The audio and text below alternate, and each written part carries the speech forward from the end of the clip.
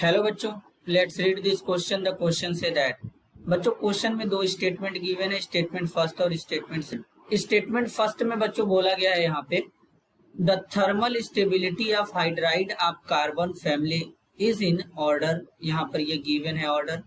Statement second में बोला गया EH bond dissociation enthalpy of the hydride of carbon family decrease down the group with increasing atomic size. अब इसके regarding यहाँ पर चार ऑप्शन गिवन है।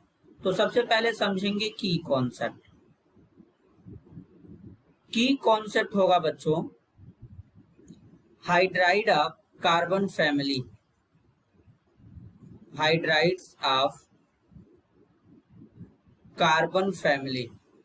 अब अगर बच्चों हम कार्बन फैमिली के हाइड्राइड्स की बात करें तो सबसे पहले बेसिकली जो कार्बन फैमिली में जो एलिमेंट होते हैं वो होता है carbon, silicon, germanium, SN, PB।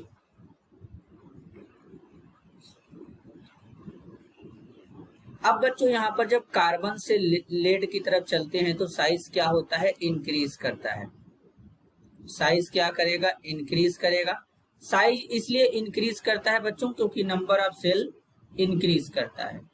तो अब यहाँ पे क्या होता है, इनकी अगर हम हाइड्राइड की बात करेंगे जैसे कि CH4 है, SiH4 है, GeH4 है, SnH4 है, PbH4 है।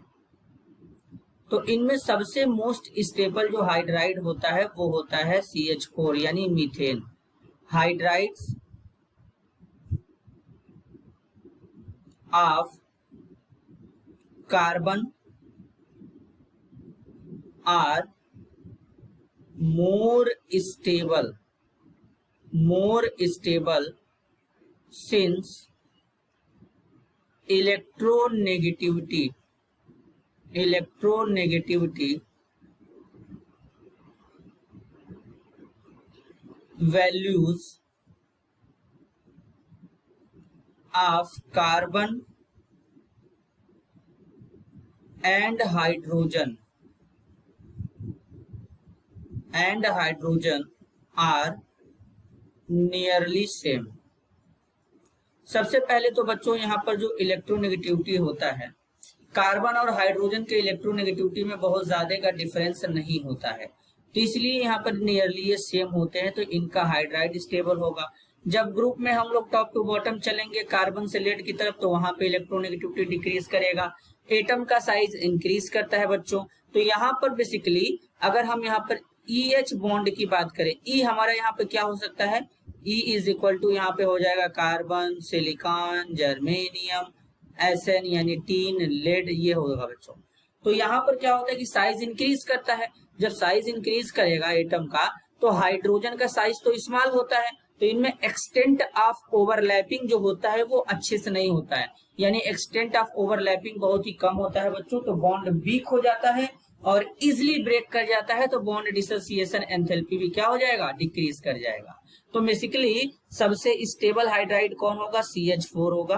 तो इस तरीके से इनके स्टेबिलिटी का ऑर्डर हो जाएगा, क्योंकि मीथेन में एक्सटेंट ऑफ ओवरलैपिंग ज्यादा होगा जिसके कारण स्टेबिलिटी ज्यादा होगा, बॉन्ड इजिली ब्रेक नहीं होगा।